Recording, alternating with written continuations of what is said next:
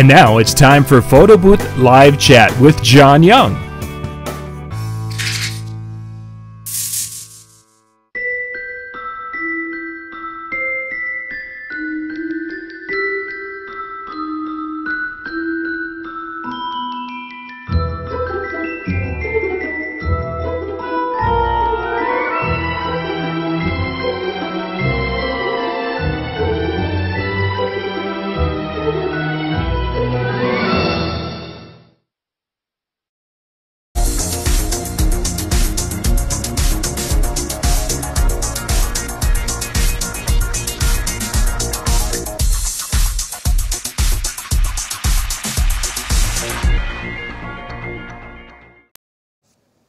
All right. Hey, we are live here on PBN TV. Thank you for joining us tonight.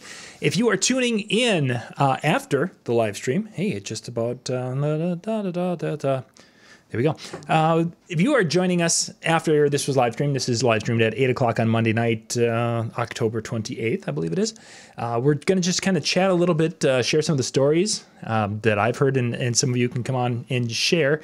In the chat, there should be the Zoom link for the where I'm at tonight. You guys can jump in there and join me on camera, and we can talk a little bit about your experience of how you got started in the photo booth business. This is kind of an interesting area compared to photography or DJ or wedding coordination of how people typically got started in this. First off, it's a little bit younger in some ways entity in the wedding industry, and for some people it was their first sojourn into the wedding world, and for some it has been a transitional phase. So we want to talk a little bit about that in on tonight's show here. So if you want to jump in and be part of that, you're more than welcome to jump in and join me here tonight. I'm just kind of setting up a couple of our shots and such so that we will be ready when that time comes. Just to give you guys a little update, if you have been kind of following along, the Photo Booth Expo is coming up here in February. That is the biggest industry event pretty much out there for the mobile event. There are going to be more people in Las Vegas February 24th through the 27th than you can shake a stick at. This particular year, I've been working with the Photo Booth Expo to bring a DJ track into it. That's been my background in the past, is creating educational content for mobile DJs. So there's going to be a DJ track. There's going to be a photo booth track. And these are two separate tracks on Monday and Tuesday. There's going to be separate training that is specific to those areas. Then on Wednesday, what's going to be happening is that the two are going to come together, because the sessions on Wednesday are more social media and making sales. And that will be kind of more, that'll fit really any photographers, photo booth operators, or mobile entertainers of any sort. So that's kind of the plan. Right now, the tickets until Wednesday night at midnight, Thursday morning at 12, whatever, the tickets are at their best price that they're going to be now. If you want to go out to we're at pbntv.com/tickets. That will get you there. Or you can go to the photoboothexpo.com, photoboothexpo.com, and you'll see the spot to get the tickets. You got to use promo code PBXSHOW, PBXSHOW 2020, and that will get you this year's best price. It's going to be going up Thursday, November 1st. The price will be going up on the tickets, and that's on the photo booth and the DJ side. They're going to be going up on Thursday morning. So if you want to go and check that out and get in on the event, you're good to go. They're also going to have, if I'm not exactly sure if they have that or not, actually I'm going to just kind of check that as we're going here. So we can, I want to just check and see. So pbntv.com/tickets. See, I can even use my own URL here. I want to see if the upgrade is there, because some people have asked. They've seen the DJ schedule, and we've got some really cool content also available for that. Okay, so it isn't there yet, and that will be coming up. As for those of you who've already purchased your key pass for the Photo Booth Expo, and you want to go and you want to be able to go to either session, the DJ side is more expensive than the photo booth side. So there is going to be an upgrade ticket available for those of you who bought your photo booth tickets early. If you bought your Photo Booth 2020 at the 2019 show, you scored. You've got the cheapest tickets that were available, and then there is And I'm live stream Moy. It's live streaming everywhere. It's out on Facebook and out on YouTube and such. I just have to get over to Facebook. But you guys scored if you bought your tickets early. There's no question about it. That is the best time to buy the next year's passes at this year's show type of thing. So if you bought that pass, you can upgrade that pass to give you full access to both rooms, which would mean that you can be in this session in the photo booth side. You can go over to the DJ side and catch the session over there. If you already bought the DJ pass, that's going to get you into both tracks. No matter which track you're going to, it'll get you into that. So just to give you a little heads up, why the difference in prices is that there's a lot more content and such that's in the DJ side than there is on the photo booth side. We've got, I think we have almost 20 some speakers that are coming in on the DJ side. So there is a little bit different, pricing on that. So I'm just trying to want to make sure that that our live show is going on PBN TV yes, it is available out there on YouTube. So that's going to be available. The upgrade, if you've already bought your pass, they're going to be sending out a link so you can have the opportunity to upgrade if you so choose. Great content either way. I mean, it's if you're more into the DJ, there's some great stuff there. If you're into the photo booth thing, there's incredible things that they've been putting together for that track of it. And if you are wondering, should you upgrade to go across the hall? It's really depending upon, looking at the schedules and seeing if there's things in there that are appealing to you. Either way, you're going to be getting the exhibit hall. The exhibit hall is probably the coolest part of the show. I love education. I love networking. But when you can go into that exhibit hall and see the cool things that are in there, it's just like walking into a toy store. I mean, it was like taking my children into Toys R Us when they did exist here in Minnesota. So that's coming up February 24th through the 27th. They're going to be getting more of the information on. You can go to the Photo Booth Expo website, and you're starting to see some of the announcements of some of the speakers. I've actually been able to interview some of the speakers. Last week, I talked to Catalina, and that is one intelligent business owner. Oh my goodness gracious. Catalina was absolutely fabulous with information and knowledge. For those of you who are going to get to see it, she's doing 2 seminars in Vegas, and I'm over here planning the DJ side. I'm thinking that might be a seminar that pop over to go catch Catalina's presentation, because very, very savvy business mind there. It was a pleasure to be able to converse and talk about business. And as much as I love the live show, most of the really cool stuff we talked about before and after. So yeah, Moy, if it's going to be one of those situations, you got the $79 key pass. Oh, you scored. So you can decide if you want to upgrade to go to the DJ side, or you've got your $79 pass that's going to get you into the photo booth and the exhibit hall.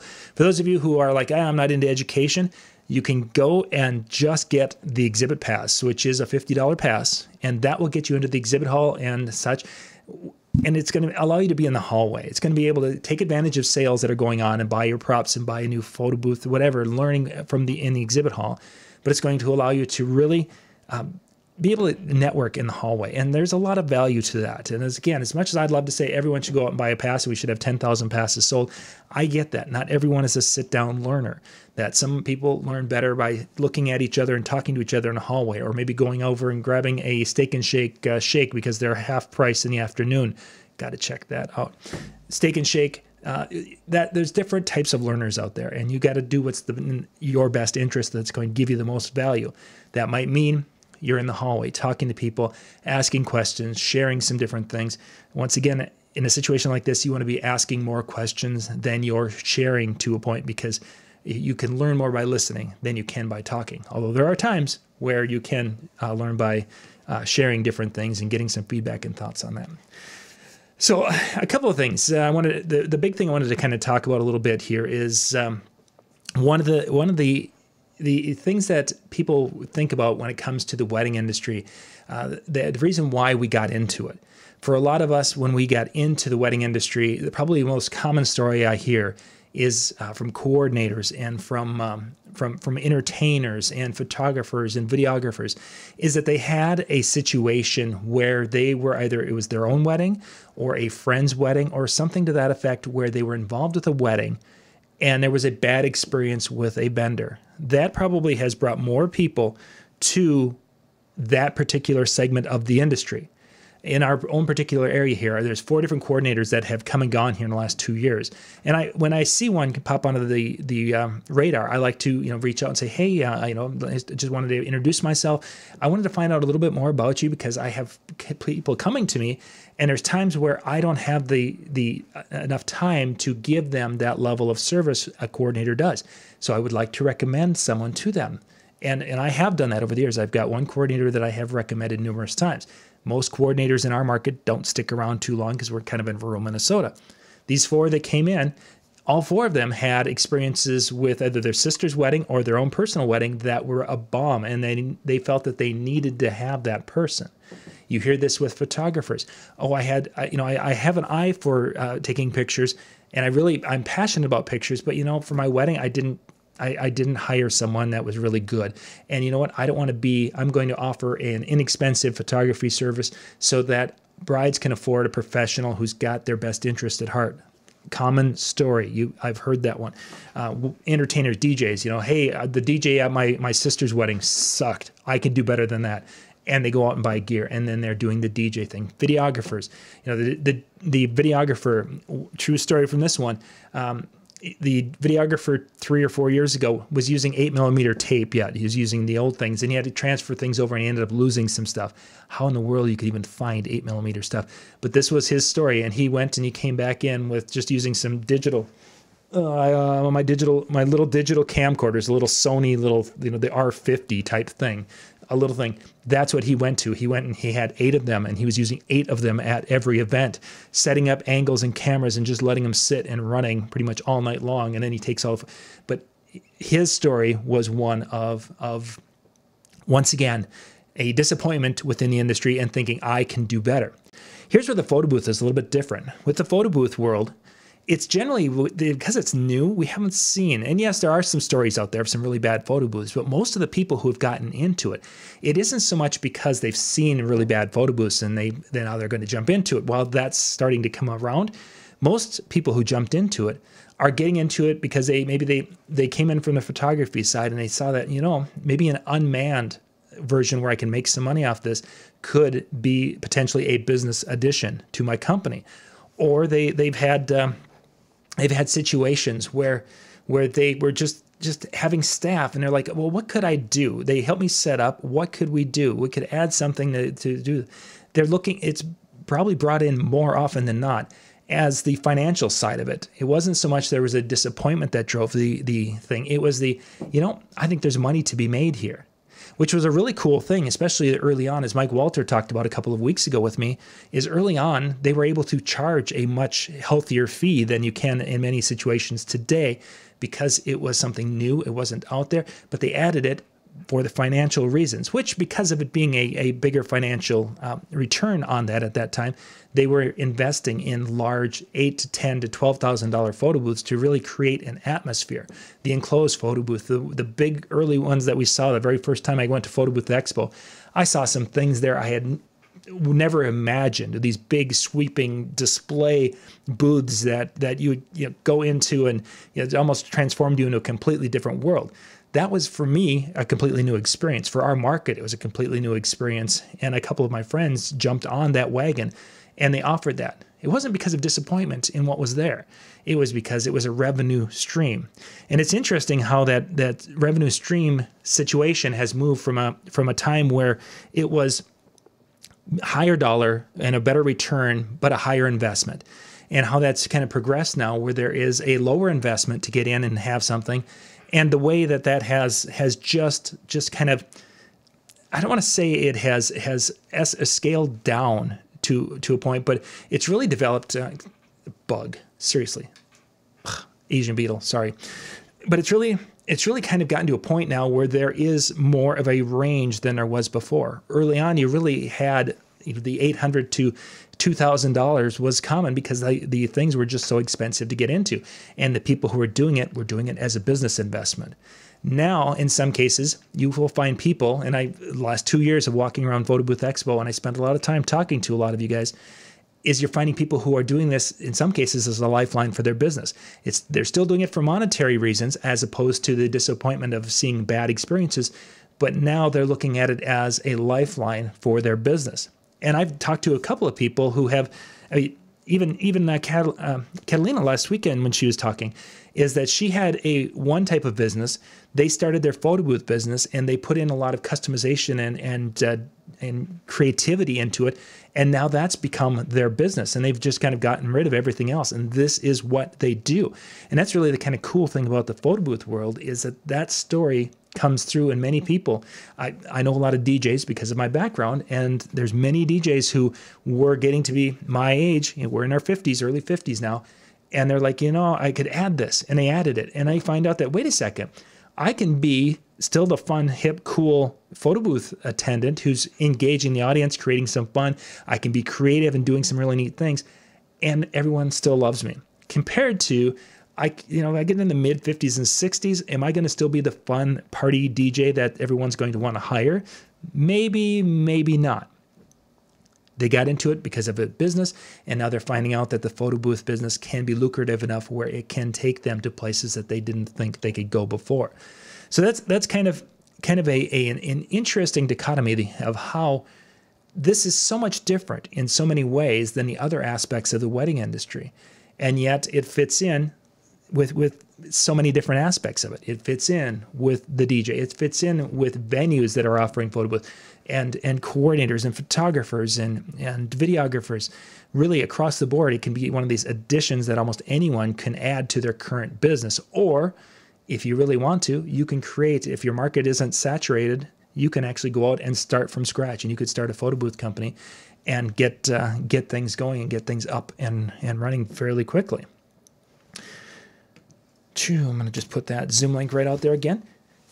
So thank you guys for being with tonight and kind of hanging out with me. We just want to talk a little bit about some of the behind or the motivation behind people getting into the photo booth business. And I want to dig into that side of the financial side of it a little bit, because I had mentioned a few minutes ago that when I'm talking to a lot of people, there's a lot of people who are struggling with their daily business, their regular business. One actually, it was speaking of a different angle, a florist. He and his wife had a floral shop, and they were doing wonderfully for a number of years. And then the local, a major grocery chain came into their area, and the grocery chain offered flowers. Are they at the same quality? Probably not. Are they going to be as nice and last as long? Probably not. Are they going to be doing it with the love and that the husband and wife team? Probably not. Are they cheaper? Oh yeah, much cheaper, because they're a chain, and this is one of 10 stores in the vicinity. So they took a lot of business away from their floral business. So they came down, and here they are at the Photo Booth Expo, and they're like, we're looking to see if this is something that we should really legitimately do. And they were sitting there. What caught my eye is they've got this notebook, and they're jotting notes down, and they're putting numbers in just about as fast as you could. So they're okay. So if we invest in this booth, it's going to cost us an investment of $8,000. So for this to go, they had already done the math on the other side, so they know that an $8,000 booth, we have to book it this many times at this rate to get a return, and to make it worth our time, we have to be able to do these things. Can we look at that booth and say, yes, people are going to get excited enough to book it X number of times? They went through booth after booth after booth. A couple of them, as I was talking to them, and I asked, it's like, well, what did you think of that one? What did you think of that one? What did you think of the mirror one? What did you think of the one that's more of a selfie one? What did you think?